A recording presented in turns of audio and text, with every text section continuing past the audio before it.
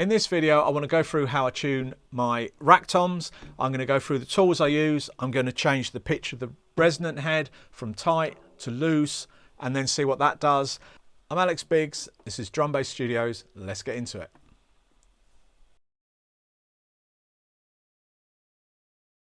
The tools I use, I've got a screwdriver with a tension rod bit on the end, some gaffer tape, a drumstick. You're probably better off with one of those mallets, the soft mallets that you use on the glockenspiels. They give a better tone rather than the attack of the tip of a drumstick. An Evans torque key, which will help, and a tune bot. At the moment, I use some dampening rings, which I have to tape on because they always fall off. The dampening rings I use are pretty useful for when I'm recording. I don't use them when it's live, when I'm playing live, but when I'm recording, it's good to dampen down some of the ringing of the toms. The mic I've got is your classic tom mic. It's a MD421 and it goes into an SSL preamp. What I've done is match the pitch, so the bottom head is the same as the top head. It sounds slightly different only because the bottom head is thinner. This is a pinstripe Remo head on the top and a Remo ambassador underneath. When you start tuning, you want to tighten up the mount as well, because otherwise it gets a bit rattly. So just tighten it up and then you're ready to go for tuning. So that's not too bad, and as I say, I think it's in tune, but what I want to do is adjust the bottom head, see what that does to the drum. So let's do that. All I'm going to do is take the drum key and then turn it half. That'll really loosen the head. This one has got 2, 4, 6 tension rods. So what I'm going to do there is place the drum so that I've got 3 and 3, so I don't get confused at which ones I've done. Also, it's really good to put it on a snare stand, so that's what I'm using, is a snare stand rather than your lap, so it's easier. So okay, let's undo these. So that's almost a whole turn, and the tom is pretty loose at the bottom now. So you can tell that's really loose. What's that done to the top?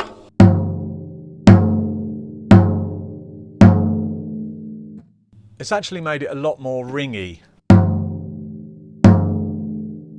So now let's tighten it up. I'm going to use the Evans torque key.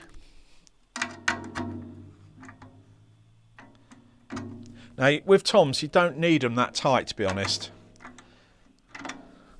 And don't forget to press down in the middle, especially if it's a new head. You want to make sure it's seated on the bearing edge. So I'm just going to tighten these up. And then adjust this.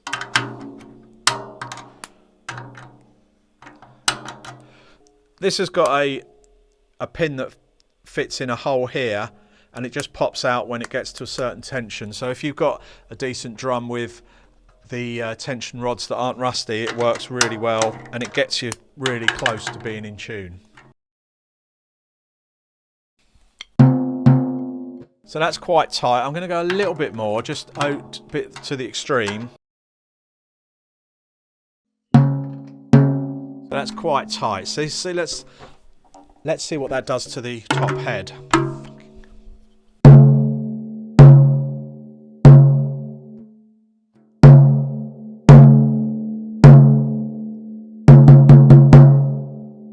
So that's interesting. That's made it sound a bit better, but still a little bit ringy. So what I'm going to do is match the heads and then tune the top one.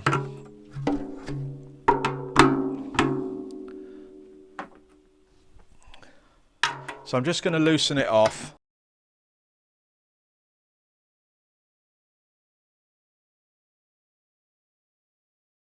And then what I can do is check it with the tune bot. This just clips on here and it does it by pitch.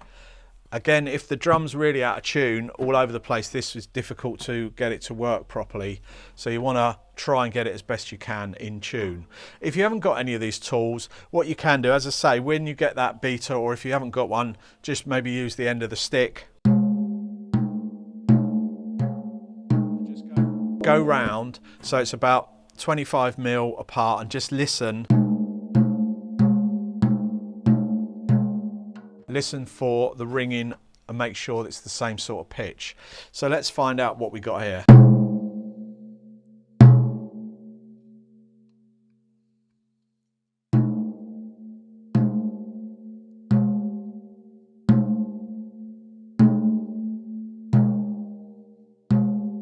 So that's fine. So that works really well. As I say, the Evans torque key seems to work really well for me. This needs to be within 5, a difference of 0.5, which it is. So that's in tune. We can always lower it in pitch if it's too high.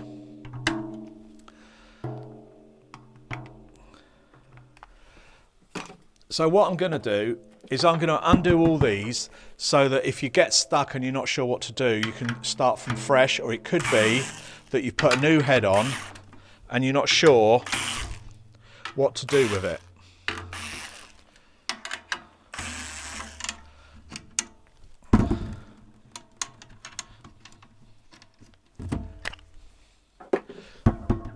Okay, so this is totally loose. So what you do is with a new head, you put it on and just press down in the middle, make sure it's seated on the bearing edge, and then do it up finger tight.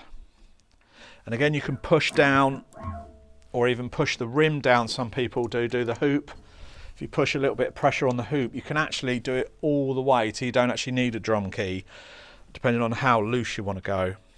So that's quite loose, a bit too loose for how I want. I'm going to do it up a little bit. I don't want it as tight as the bottom one yet.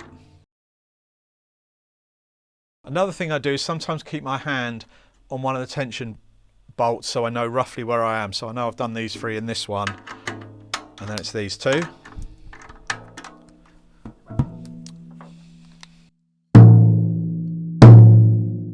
That sounds okay. So what I can do is put this back on and double check it.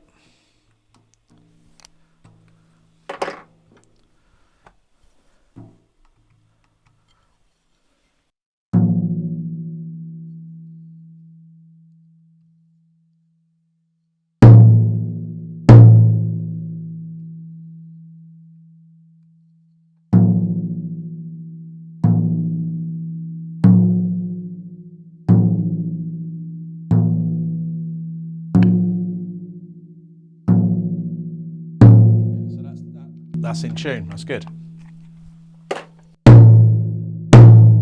So that sounds pretty good. If I want it a bit more dead, you can get your gaffer tape. I think this is about 1 inch thick. Just chuck some strips on it. I'll probably put 3 on this size drum.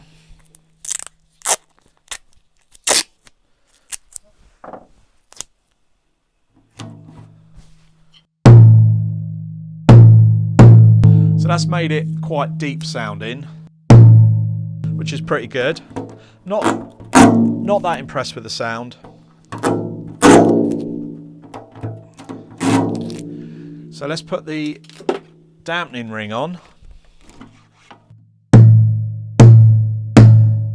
So that's made it nice and dead.